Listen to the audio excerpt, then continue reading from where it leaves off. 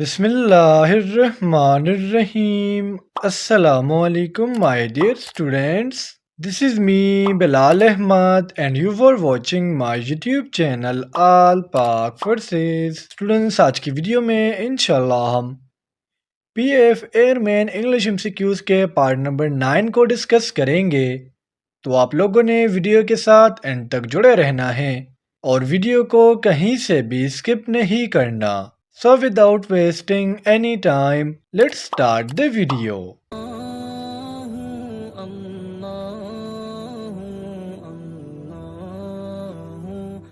हमारा first MCQs है blank chair is made of would. ये चेयर्स नहीं है, ये सिंगुलर चेयर है। अब यहाँ पर हमने चूज करना है करेक्ट आर्टिकल को। हमारा नाउन है चेयर जो सिंगुलर भी है और काउंटेबल भी है, यानी आर्टिकल द तो यहाँ पर यूज़ नहीं होगा, या तो आर्टिकल एन यूज़ होगा या आर्टिकल ए यूज़ होगा।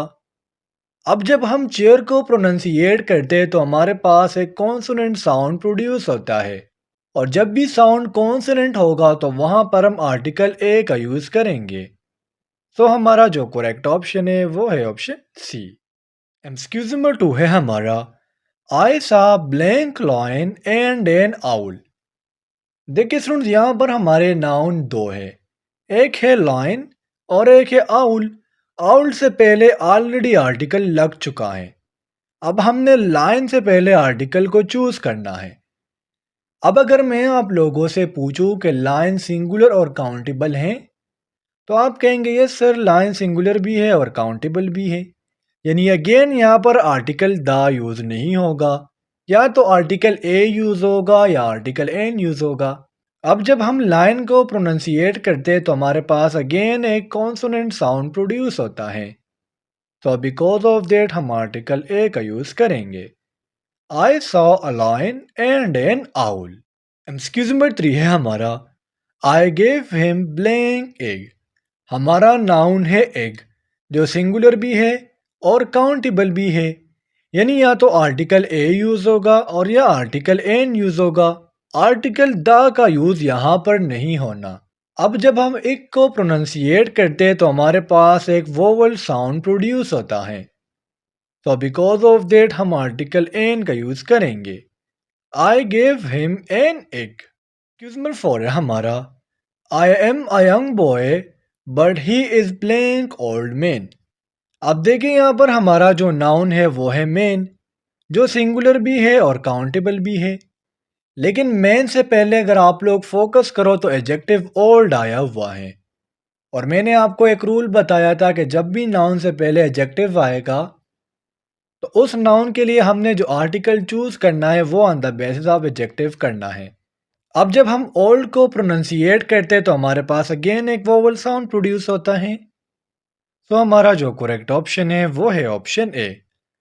I am a young boy but he is an old man. Excuse number 5 है हमारा I have blank umbrella and a stick. हमारा नाउन है अम्ब्रेला। अम्ब्रेला से पहले हमने आर्टिकल को चूज करना है। अम्ब्रेला हमारा क्या है, सिंगुलर भी है और काउंटेबल भी है, यानी आर्टिकल द यूज नहीं होगा। अब जब हम अम्ब्रेला को प्रोनाउंसिएट करते हैं तो हमारे पास एक वोवल साउंड प्रोड्यूस होता है, तो बिकॉज ऑफ दैट हम आर्टिकल एन का यूज करेंगे। I have an umbrella and a stick. Excuse number 6 है हमारा make masculine and feminine. Masculine और फेमिनिन मीन मुज़क्कर मुअन्नस। बॉय, बॉय यानी उर्दू में हम कहते हैं ना लड़का, तो इसका फेमिनिन क्या होता है, लड़की। सो बॉय तो गर्ल। बॉय क्या है, मस्कुलिन है, और फेमिनिन गर्ल है। एक्सक्यूज नंबर 7 है हमारा make masculine and feminine. Again हमने मस्कुलिन फेमिनिन को बनाना है कॉक। कॉक हम कहते हैं मुर्गा को, ठीक है, यानी मुर्गा नहीं होता, एक होती है मुर्गी, एक होता है मुर्गा। तो इधर इसका हमारे पास जो करेक्ट फेमिनिन है वो है हिन, यानी मुर्गी। मैं आपको डॉग देता हूँ, ठीक है, जो मस्कुलिन है। अब डॉग का फेमिनिन क्या होगा ये आप लोगों ने मुझे कमेंट सेक्शन में बता देना है। एक्सक्यूज नंबर 8 है हमारा चेंज द वॉइस। हमने एक्टिव और पैसिव वॉइस को प्रिपेयर करके जाना होगा अगर आप एग्ज़ाम्स में मार्क्स लेना चाहते हैं। अब ये हमारे पास क्या है, ये एक एक्टिव वॉइस है। एक्टिव वॉइस और पैसिव वॉइस में फ़र्क क्या होता है? एक्टिव वॉइस और पैसिव वॉइस के फॉर्मूला में फ़र्क होता है। एक्टिव वॉइस में हम subject plus verb plus object लगाते हैं, लेकिन एक्टिव वॉइस में जो वर्ब का फॉर्म यूज़ होगा वो होगा सेकंड। अगर मैं पैसिव वॉइस की बात करूं तो उसका फॉर्मूला उलट हो जाता है। उसमें हम ऑब्जेक्ट प्लस वाज या वर्ड यानी हेल्पिंग वर्ब लगाएंगे प्लस सब्जेक्ट लगाएंगे, यानी जो फॉर्मूला एक्टिव वॉइस का था वो अपोजिट हो जाना है। अब यहाँ लिखा गया है अ केट किल्ड अ माउस। हमारा जो सब्जेक्ट है वो है केट, माउस जो है ये हमारा क्या है, ऑब्जेक्ट है। अब ये जो ऑब्जेक्ट है ये कहाँ आएगा, ये सब्जेक्ट की जगह आ जाएगा, तो हमारा आंसर बन जाएगा a mouse was killed by a cat.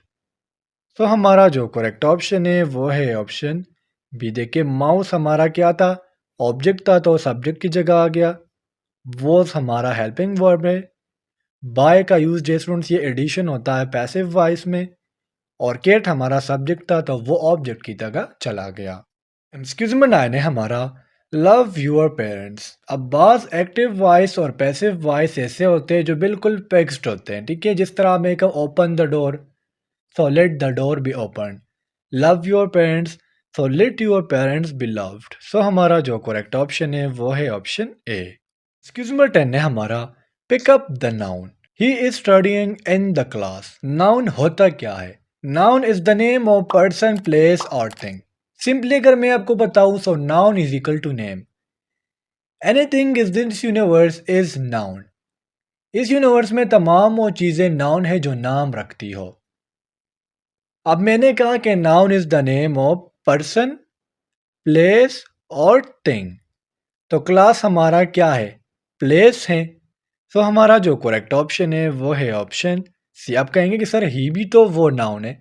He basically pronoun है जो नाउन की जगह यूज़ किया गया है। अगर यहाँ पे लिखा होता बिलाल तो फिर मैं कहता बिलाल भी नाउन है और क्लास, ये दोनों नाउन है। नंबर 11 है हमारा this chair is made of would. ये जो कुर्सी है लकड़ी की बनी हुई है। मैंने पहले भी बताया था कि थिंग जो है ये भी हमारे पास नाउन है। तो सुन यहाँ पर चेयर और वुड, वुड भी कोई चीज़ है ना, ये दोनों नाउन है, यानी आप चेयर और वुड इस दोनों को नाउन कह सकते हो। एक्सक्यूज मी 12 है हमारा put the correct adjective. Adjective होते क्या है? एडजेक्टिव हमारे पास सेंटेंस में ऐसे वर्ड्स होते हैं जो नाउन के बारे में हमें मज़ीद जो है वो बताते हैं, उसके कलर के बारे में, उसके ओरिजिन के बारे में, यानी किसी चीज़ का सिफत बयान करना है, किसी चीज़ की हामी बयान करना, इसे हम एडजेक्टिव कहते हैं। Aamir is a boy. अब देखिए आमिर जो एक लड़का है, बॉय क्या है, इधर नाउन है। अब आमिर कैसा लड़का है? So Aamir is a good boy. Aamir एक अच्छा लड़का है, ठीक है। अब गुड क्या है, ये इसकी मैनर्स बता रहा है। तो एडजेक्टिव हमारे पास हर वो चीज़ है जो किसी नाउन के कलर, उसके ओरिजिन, उसके शेप, किसी भी चीज़ के बारे में बताए तो उसे हम एडजेक्टिव कहते हैं। नंबर 13 है हमारा वसीम इज़ ब्लैंक देन वकार। अब यहाँ पर सुन हमने एडजेक्टिव को चूज़ करना है। तो हमारा जो करेक्ट ऑप्शन है वो है option B, mean Wasim is taller than Waqar. Excuse number 14 है हमारा choose the correct helping verb. अब यहाँ पर हमने हेल्पिंग वर्ब को चूज़ करना है। I am worried about you, उन्होंने सिर्फ हेल्पिंग वर्ब का बताया है, मैं आपको सब्जेक्ट ऑब्जेक्ट और हेल्पिंग वर्ब तीनों बताऊंगा। यहाँ पर आई जो है ये हमारा सब्जेक्ट है, एम हमारा जो है ये हेल्पिंग वर्ब है जिसे मैं सिंपली एच वी से लिखूंगा, और यू हमारा क्या है, ऑब्जेक्ट है। सो हमारा जो करेक्ट ऑप्शन है वो है option D. I subject, am helping verb, you object. Excuse me 15 है हमारा the patient had died when the doctor came. अब अगेन हमने हेल्पिंग वर्ब को यहाँ पर जो है चूज़ करना है। तो यहाँ पर सुन हेल्पिंग वर्ब की जगह वॉज भी आ सकता है, क्योंकि वॉज भी एक हेल्पिंग वर्ब है, वर्ब भी हेल्पिंग वर्ब है, हैज़ भी वो हेल्पिंग वर्ब है। तो यहाँ हमारा जो करेक्ट ऑप्शन है वो है option C, the patient had died when the doctor came. अब अगर मैं आप लोगों से पूछूं कि यहाँ पर हमारा सब्जेक्ट क्या है और ऑब्जेक्ट क्या है, तो ये आप लोगों ने मुझे कमेंट सेक्शन में बता देना है। तो स्टूडेंट्स, ये थे आज के हमारे इंग्लिश के एमसीक्यूज़। उम्मीद करता हूँ आपको तमाम एमसीक्यूज़ क्लियर हुए होंगे। और अगर फिर भी आप लोगों को कोई भी कन्फ्यूजन हो, कोई भी डाउट हो, तो आप लोग मुझसे कमेंट सेक्शन में पूछ सकते हो। इंशाल्लाह अगले वीडियो में मिलते हैं। तब तक के लिए मुझे इजाज़त दीजिए। मुझे अपने दुआओं में याद रखिए। अल्लाह हाफिज़।